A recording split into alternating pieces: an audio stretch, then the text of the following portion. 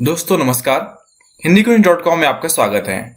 आज हम बात करने चल रहे हैं आओ पेड़ लगाए कविता के बारे में। आओ पेड़ लगाए कविता नागेश पांडे, संजय जी द्वारा लिखी गई एक महत्वपूर्ण कविता है। इस कविता में आपने पर्यावरण की दृष्टि से बताया है कि पेड़ पौधे हमारे जीवनदाता होते हैं। इनकी घटती संख्या मानव जीवन के लिए खतरे की घंटी बजाने वाली होती है, अतः हमें वृक्षारोपण को बढ़ावा देना चाहिए। इसका अर्थ यह है कि पर्यावरण की दृष्टि से हमारा पर्यावरण में पेड़ पौधे बहुत ही महत्वपूर्ण स्थान रखते हैं। यदि हम इन्हें काटते जाएंगे तो इनका कटना, इनकी घटती संख्या हमारे जीवन के लिए, हमारे स्वयं के जीवन के लिए खतरे की घंटी बज जाएगी। अतः वृक्षारोपण, हमें नए नए पेड़ लगाने चाहिए जिससे हमारा पर्यावरण बचा रहे।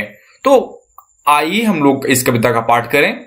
जैसे कि पहली लाइन में आपने लिखा है, सारे जग के शुभचिंतक ये पेड़ बहुत उपकारी, सदा फदा से वसुधा इनकी ऋणी और आभारी। तो सारे जग के शुभचिंतक, पूरी धरती के, जग का अर्थ होता है धरती, तो सारे जग के शुभचिंतक हैं।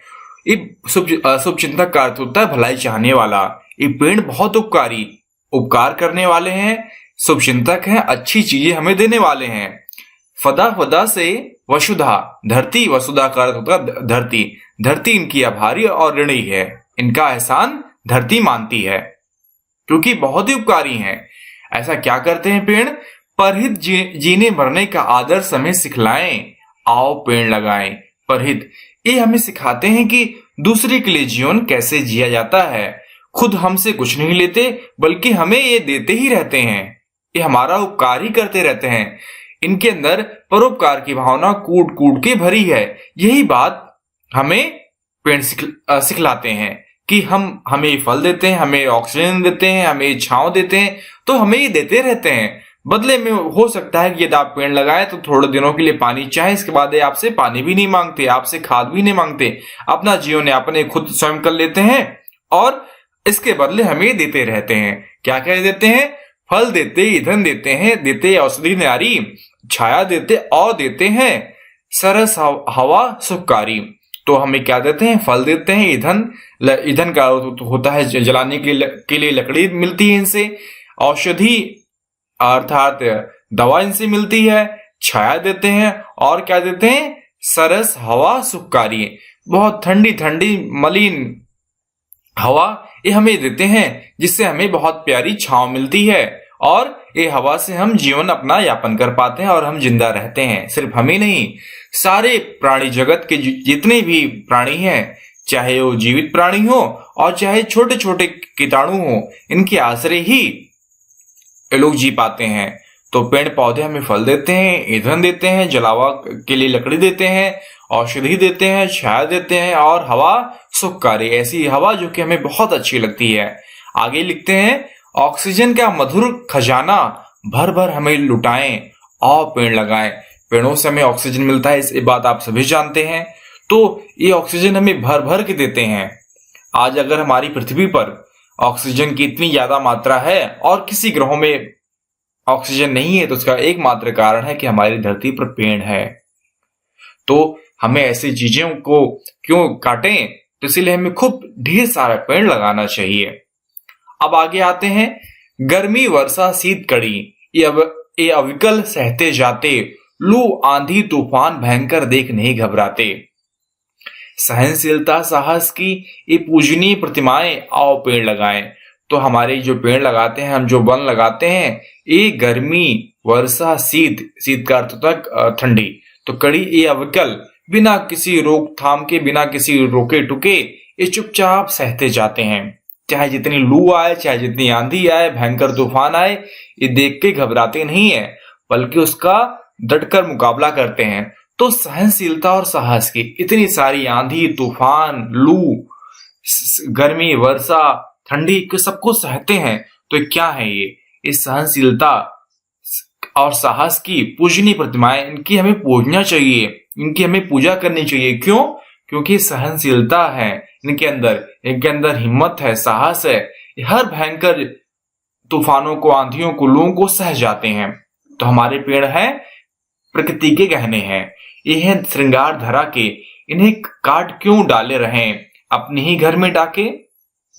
तो पेड़ जो होते हैं ये प्रकृति के गहने, हमारी धरती के गहने, और किसी ग्रह पे, सिर्फ पृथ्वी छोड़ के और किसी ग्रह पे आपको पेड़ नहीं मिलेंगे। तो ये हमारी धरती के श्रृंगार हैं, एक गहने हैं। हम इन्हें बेकार में क्यों काटे डाल रहे हैं?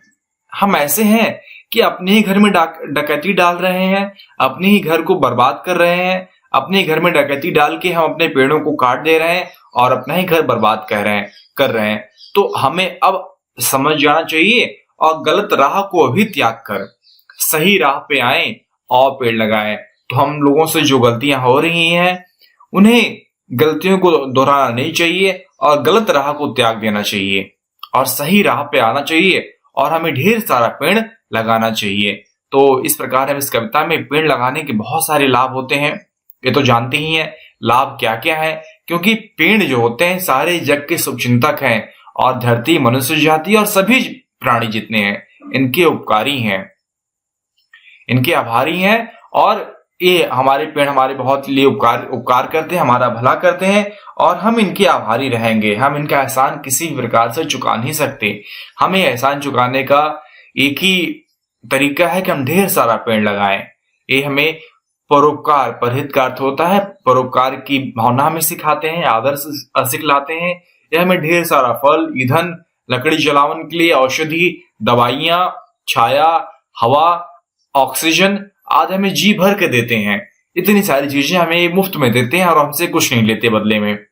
ये गर्मी, वर्षा, शीत, ठंडी का मौसम, लू, आंधी, तूफान सब देख के सहते जाते हैं और चुपचाप इन सबको बर्दाश्त करते हैं।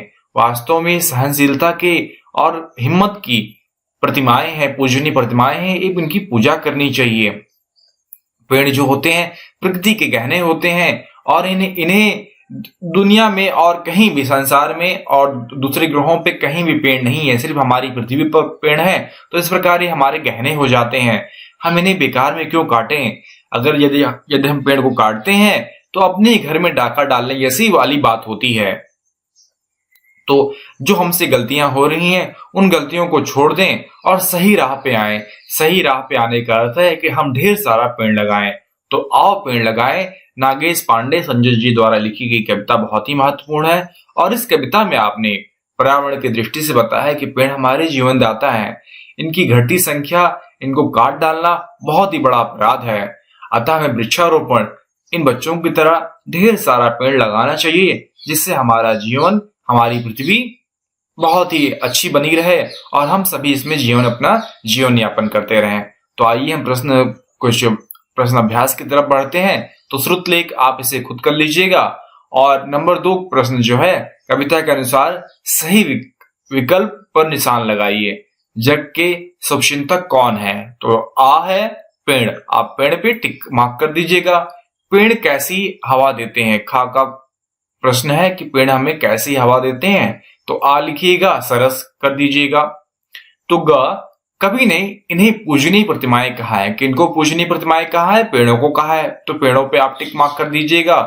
तो पहला वाला हो गया पेड़, दूसरा वाला हो गया सरस और तीसरा वाला हो गया बाका पेड़ों को। तो वसुधा किसकी आभारी है? यार है किसकी आभारी है? तो वसुधा का अर्थ होता है धरती। तो वसुधा जो है वो पेड़ों की आभारी है। पेड़ क्या क्या सहते हैं? तो आप यहां देख लीजिएगा। पेड़ गर्मी, वर्षा, शीत और लू, आंधी, भयंकर तूफान आदि सहते हैं। तो पेड़ किसके गहने हैं? पेड़ धरती के गहने हैं। तो कविता की अधूरी पंक्तियां पूरी कीजिए। तो कविता की अधूरी पंक्तियां आप यहां देख के लिख लीजिएगा।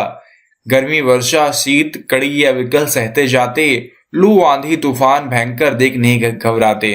तो आप यहां देख लीजिएगा। तो पेड़ हमें क्या क्या देते हैं? पेड़ हमें ईंधन देते हैं, हवा देते हैं, ऑक्सीजन देते हैं और यहाँ पे देखिए इसका उत्तर दिया हुआ है। औषधि देते हैं, छाया देते हैं, फल देते हैं। तो आप इन सारी चीजों को यहाँ लिख लीजिएगा। तो पेड़ों के साहस और सहनशीलता का परिचय हमें कैसे लगता है? क्योंकि पेड़ जो होते हैं, पेड़ों के साहस और सहनशीलता का पता इस प्रकार चलता है कि पेड़ आंधी, गर्मी, धूप, वर्षा सभी मौसमों को सहते जाते हैं और किसी प्रकार का अविकल रहते हैं, ये किसी प्रकार की चिंता नहीं करते और स्थिर खड़े रहते हैं। तो इस प्रकार पेड़ हमें साहस और सहनशीलता का परिचय देते हैं। तो हमें कौन सी गलत राह का त्याग कर देना चाहिए और क्यों? हमें पेड़ काटने की गलत राह का त्याग कर देना चाहिए और हमें पेड़ काटने की गलत राह का त्याग इसलिए कर देना चाहिए क्योंकि पेड़ हमारी धरती के जीवनदाता है, हम इन्हीं के ऊपर निर्भर हैं और तभी हमारा जीवन बचा हुआ है। यदि हम पेड़ काटेंगे तो हमारा जीवन यापन, हमारा जिंदा रहना भी बहुत मुश्किल हो जाएगा। इसीलिए हमें इस गलत राह का त्याग कर देना चाहिए। तो यहाँ पे नंबर 4 जो है, कुछ शब्द किसी काम के करने या होने की सूचना देते हैं, ऐसे शब्द क्रिया कहलाते हैं। या तो ये परिभाषा हो गई। तो कुछ शब्द जो होते हैं किसी काम के करने या होने की सूचना देते हैं। तो उदाहरण देखिए, अब क्रिया का रूप बदल के लिखिए। यहाँ पे क्रिया का रूप बदल के लिखना है, जैसे लगाना, लगाएं, लुटाना, खागा, लुटाएं, सिखलाना, सिखलाएं, घबराना, घबराएं, आना, आए, जाना, जाएं। तो लगाना लगाएं, लुटाना लुटाएं, सिखलाना सिखलाएं, घबराना घबराएं, आना आए और जाना जाएं। तो आप गतिविधियों के आयाम, तो नीम, तुलसी, नींबू, आप इस सारे चीजों के बारे में आप इसे खुद कर लीजिएगा और इन सारे जो चित्र के बारे में आप देख के खुद अपने हिसाब से कर लीजिएगा। मूल प्रश्न जो है आप इसे हिसाब से लिख लीजिएगा। उपकारी का भारी है, न्यारी का न्यार तुक वाले, न्यारी का हो जाएगा प्यारी हो जाएगा, सिखलाएं का हो जाएगा दिखलाएं, प्रतिमाएं का चटकाएं हो जाएगा। तो समानार्थी शब्द आप लिख लीजिएगा अपने हिसाब से। तो विलोम शब्दों का मिलान कीजिए। सरस का होगा नीरस होगा, देना का होगा लेना, यहाँ पे आप कर लीजिएगा। गलत का होगा सही, उपकारी का होगा अपकारी, गर्मी का होगा सर्दी। तो सरस का नीरस है, देना का लेना है, गलत का सही है, उपकारी का अपकारी और गर्मी का सर्दी। तो इस प्रकार आपके सभी प्रश्नों के उत्तर देने का प्रयत्न किया गया है। आशा करता हूं कि सारे उत्तर आपको मिल गए होंगे और कविता भी आपको आओ पेड़ लगाएं नागेश पांडे फंजू जी द्वारा लिखी गई कविता समझ में आ गई होगी। यदि किसी प्रकार के प्रश्न बनते हैं तो आप नीचे कमेंट बॉक्स में पूछ सकते हैं और अधिक से अधिक यदि आपको अध्ययन सामग्री चाहिए तो आप hindiquestion.com में जाइए और वहां पे ढेर सारी चीजें आपके अध्ययन सामग्री, आपके व्याकरण के लिए, आपके प्रश्नों के लिए, आपके टेक्स्ट बुक के लिए दिया गया है, जो आपके लिए बहुत ही लाभप्रद है और आप उसको पढ़ के अधिक से अधिक अंक परीक्षा में उठा सकते हैं। तो आप इन सारी चीजों को देख लीजिए और आशा करता हूं कि आपके सभी प्रश्नों के उत्तर मिल गए हैं। धन्यवाद। दोस्तों, हिंदी क्वेश्चन चैनल को सब्सक्राइब करें और बेल आइकन को प्रेस करें।